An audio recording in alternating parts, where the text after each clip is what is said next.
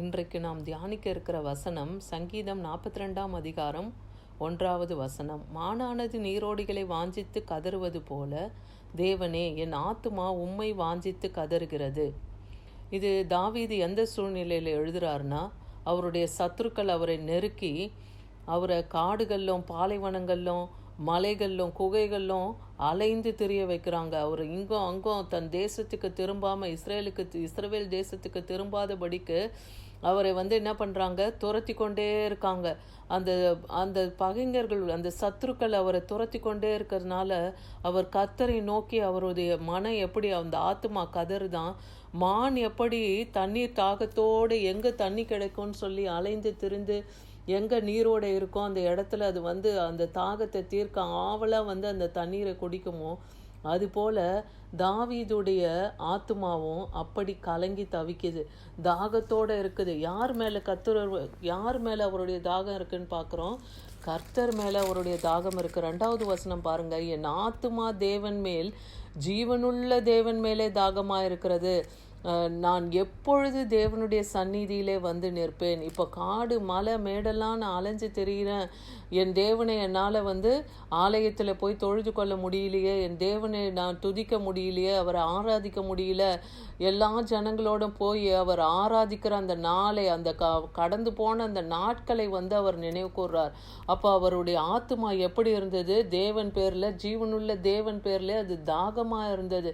அவரை மாத்திரமே அவர் வாஞ்சித்து தேடுறார். அதனால தான் தேவன் அவர் எந்த சூழ்நிலையில் அவர் சிக்கி கொண்டாலும் கர்த்தர் என்ன பண்ணுறார், அவர் கிருபையினாலே அவருடைய கால் சறுக்காதபடிக்கு எத்தனையோ முறை அவரை என்ன பண்ணாரு, கர்த்தர் தாவீதை விடுதலையாக்கினார்.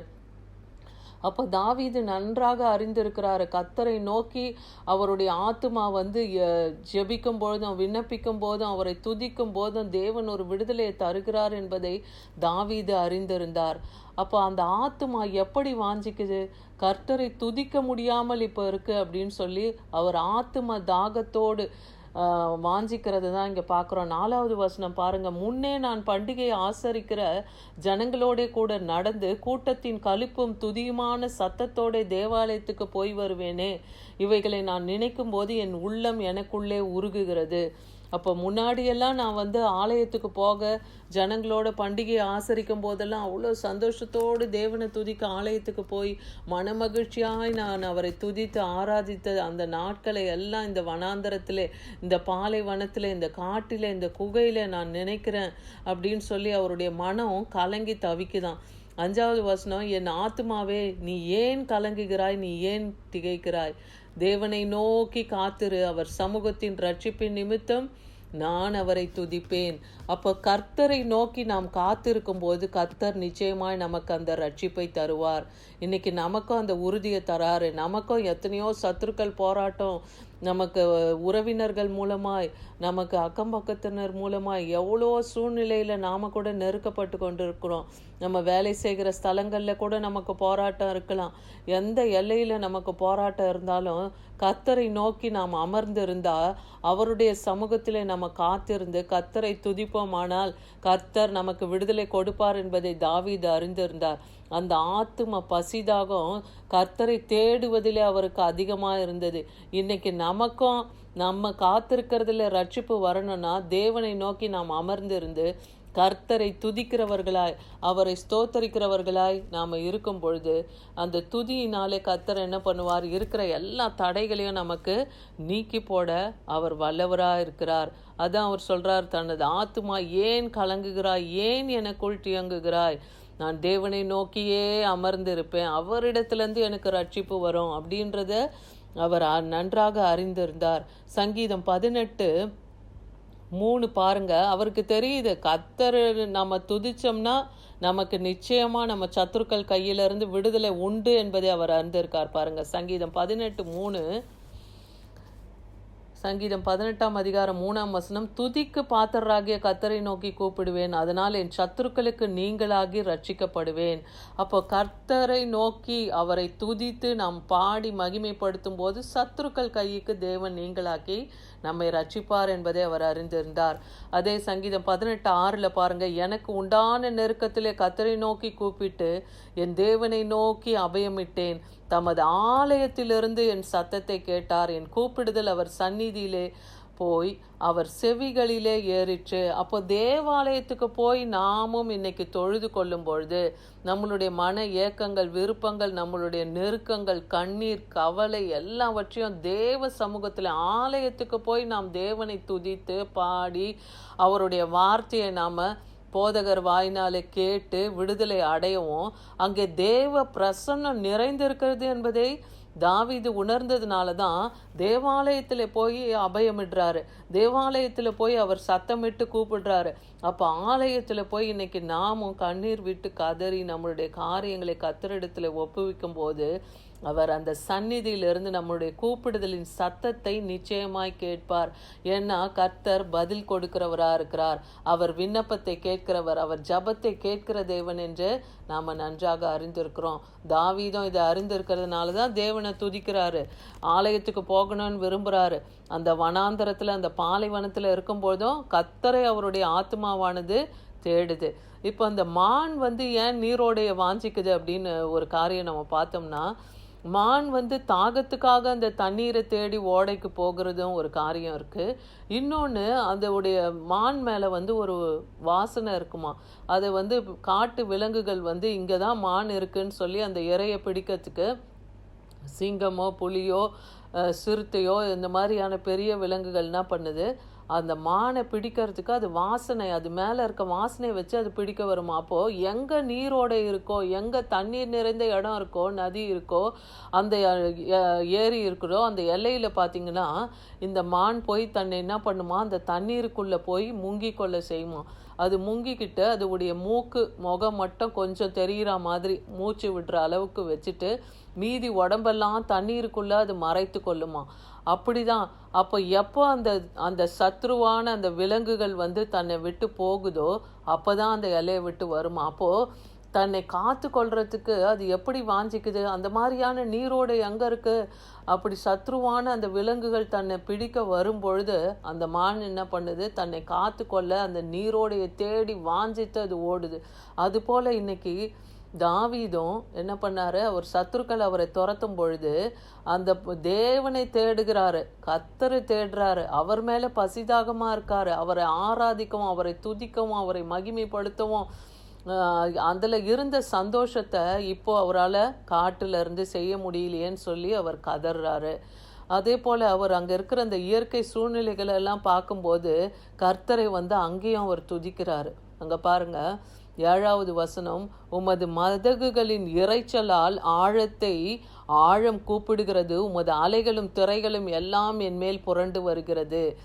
அப்போ அந்த அலைகள் அந்த இறைச்சல் அது எல்லாம் இவருக்கு என்னவாகுதான், அந்த சத்தம் எல்லாம் இவரை கூப்பிடுது, அலைகளும் திரைகளும் எல்லாம் என் மேல் புரண்டு வருகிறது அப்படின்னு சொல்லி அவர் அங்கே சொல்கிறார்.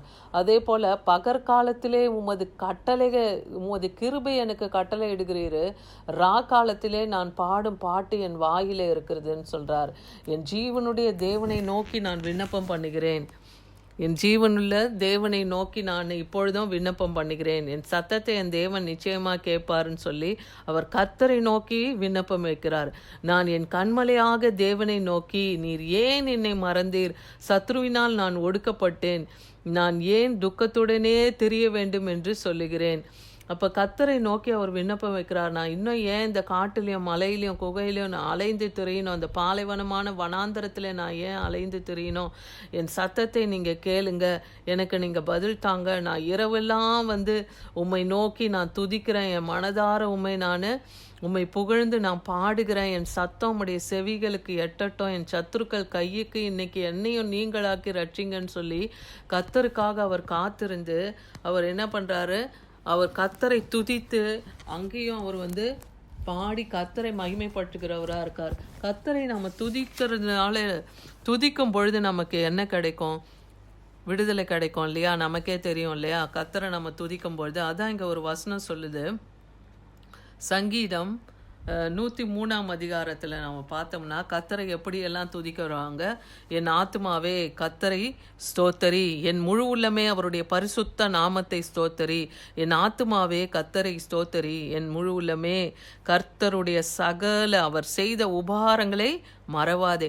அப்போ முதலாவது நீங்க உங்க சத்துருக்கள் கையில இருந்து விடுதலை ஆகணும். உங்களுடைய நன்மை சிறைப்பட்டு இருக்கிறது விடுதலை ஆகணும். உங்கள் தடைகள் உடையணும். உங்கள் கட்டுகள் அறுக்கப்படணும்னா முதலாவது நீங்க கர்த்தரை உங்க முழு ஆத்துமாவோடு ஸ்தோத்தரிக்க தெரியணும். அவருடைய நாமத்தை நீங்க ஸ்தோத்தரித்து துதிக்க தெரிஞ்சிருக்கணும். அவர் செய்த உபகாரத்தை எல்லாம் எண்ணி எண்ணி அவருக்கு நன்றி செலுத்துகிறவர்களா நீங்க இருக்கணும். அதே போல உங்களுடைய மனதின் உள்ளத்தின் ஆழத்திலிருந்து நீங்க அவரை துதிக்கும் பொழுது அவர் முதலாவது என்ன பண்ணுவாராம், உங்களை அக்கிரமங்களை எல்லாம் குணமாக்கி, உங்கள் நோய்களை எல்லாம் குணமாக்கி, உங்கள் பிராணனை அழிவுக்கு நீங்களாக்குவார். அப்போ உங்களை துரத்துகிற ஜனங்களாகட்டும், உங்களை விரட்டுகிற ஜனங்களாகட்டும், உங்களுக்கு விரோதமாக எழும்புகிறவர்கள் கரத்திலிருந்து தேவன் உங்களை விடுவிப்பார். எப்போ தேவனை நீங்கள் தொழுது கொள்ளும் பொழுது, அவரை துதிக்கும் பொழுது, அவரை மாத்திரமே நீங்கள் சார்ந்து ஓடும் பொழுது தேவன் உங்களுக்கு விடுதலையை தருவார். அதே போல அவர் என்ன பண்ணுவாராம், அவர் உங்களை தன்னுடைய கிருபையினால இரக்கத்தினால முடிசூட்டி கொள்ளுவாராம். நீங்க துதிக்கும் பொழுது அவருடைய கிருபை உங்களை தாங்கும். அந்த இரக்கத்தினாலே அவர் உங்களுக்கு முடிசூட்டுவாராம்.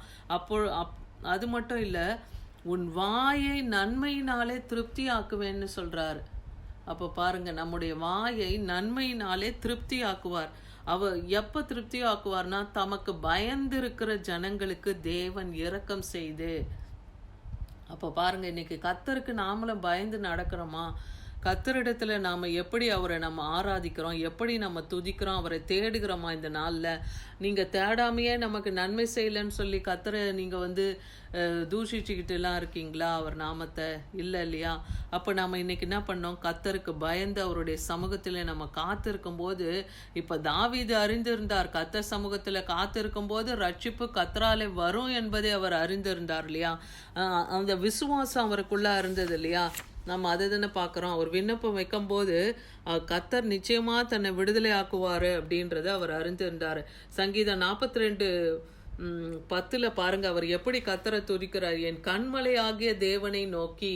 இன்னைக்கு கூட நீங்க சங்கீதத்துல ஒரு காரியம், நீங்க எப்பவுமே தாவீது எப்படியெல்லாம் கர்த்தரை துதித்தாருன்னு பார்த்தீங்கன்னா, ஒரு சங்கீதம் ஆரம்பிக்கும் போதும் தாவீது எப்படி தேவனை அழைக்கிறாருன்றத பாருங்க. அந்த காரியங்களை கூட நீங்க வச்சு என்ன பண்ணலாம், ஒரு வார்த்தை, என் தேவனாகிய கர்த்தாவே, என் பலனாகிய கர்த்தாவே, என் கண்மலையாகிய கர்த்தாவே, இப்படி சொல்லி நீங்க ஜெபிக்கும் பொழுது நீங்க எந்த காரியத்துக்கு விடுதலை கேட்குறீங்களோ அந்த வார்த்தையே என்ன பண்ணும், அதுல அவருடைய ஜீவன் இருக்கிறதுனால நீங்க அப்படி ஜெபிக்கும் பொழுது உங்களுக்கு ஒரு விடுதலையை அவர் கட்டளையிடுகிற தேவனா இருக்கிறாரு. கடைசியா அவர் தேவனை எப்படி விசுவாசிக்கிறாருன்னு பாருங்க. சங்கீதம் 42:11 அவருடைய விசுவாசத்தை நீங்க பாருங்க. தேவனை நோக்கி காத்திரு. அப்ப கர்த்தரை நோக்கி நாம் காத்திருக்கும் போது என் முகத்துக்கு ரட்சிப்பு வரும். என் தேவனாய் இருக்கிறவரே, நான் இன்னும் உம்மை துதிப்பேன். அப்போ ரட்சிப்பு கர்த்தராலே வரும் என்பதை அறிந்து நான் இன்னும் துதிக்கும் பொழுது கர்த்தர் என்னை நிச்சயமாய் விடுவிப்பார் என்பதை அவர் அறிந்திருந்தார். என் நம்பிக்கை கர்த்தர் பேரிலே இருக்கிறது, நான் நம்புவது அவரால் வரும். இந்த வசனம் நம்ம எல்லாருக்குமே தெரியும். அப்ப கர்த்தர் பேர்ல நீங்களும் இன்றைக்கு நம்பிக்கையை வைத்து அவர் பேர்ல நீங்க காத்திருக்கும் போது, நீங்க எந்த காரியத்துக்கு காத்திருக்கிறீங்களோ அதிலே தேவன் அந்த ரட்சிப்பை கட்டளையிடுவார். ஆமீன்.